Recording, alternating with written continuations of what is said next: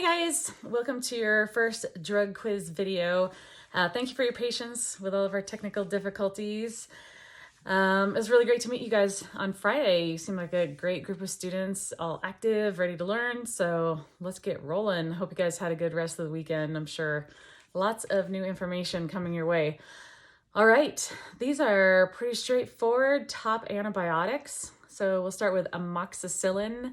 Very common antibiotic, used a lot for dental infections, can be used for respiratory infections, urinary tract sometimes, though not very often. Brand name would be Amoxil or Trimox, very rarely seen, but those are the main names that are used. It's classified as a penicillin antibiotic, so it's a cousin, actually it's a very close cousin of penicillin, also known as a beta-lactam antibiotic. Next one is ciprofloxacin, known as Cipro or Proquin. It's called a fluoroquinolone antibiotic.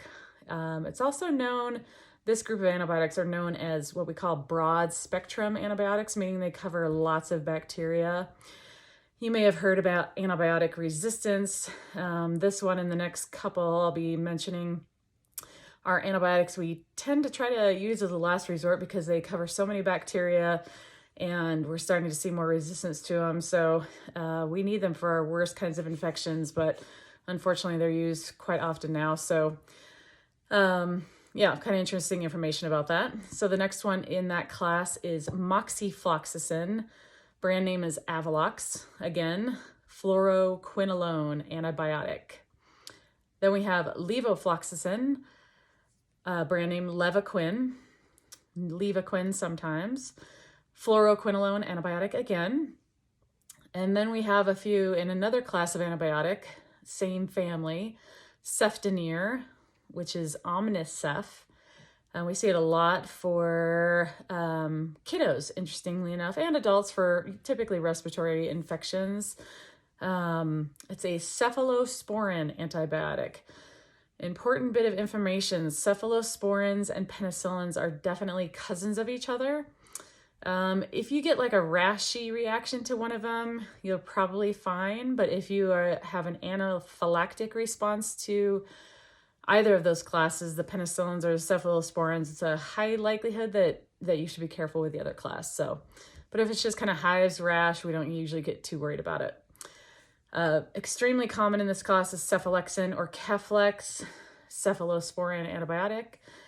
Cefuroxime or Ceftin is a cephalosporin antibiotic. It's actually a later generation of cephalosporin. We don't see it very often in outpatient settings. It's more commonly used inpatient as an IV, although that may have changed over the years. So the next one is doxycycline, which is known as vibramycin or vibromycin or a doxa. It's a tetracycline antibiotic, and it's used for all sorts of respiratory infections, skin infections, and even used on an ongoing basis for acne for like teens and adults. Then we have fluconazole or diflucan. This is an antifungal antibiotic. Most commonly in a pharmacy, you'll see it for a very short course for yeast infections.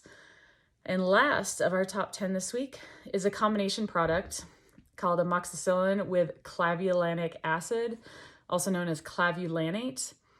The brand name is Augmentin.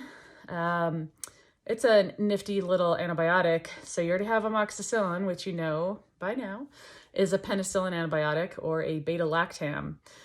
But a lot of bacteria have gotten very smart over the years, and they have a little enzyme called beta-lactamase, which can actually tear apart that beta-lactam ring. And so clavulanic acid or clavulanate is a beta-lactamase inhibitor. So that means it basically blocks that enzyme from destroying the penicillin. So it doesn't really act as an antibiotic. It just protects the amoxicillin so it can do its job, therefore making it more effective sometimes. So that's it for this week. Feel free to send me questions on emails about any of these drugs. Hopefully I can upload this to GroupMe. Otherwise, we will start loading them to the pharmacy lab quiz on Blackboard. All right, have a good week.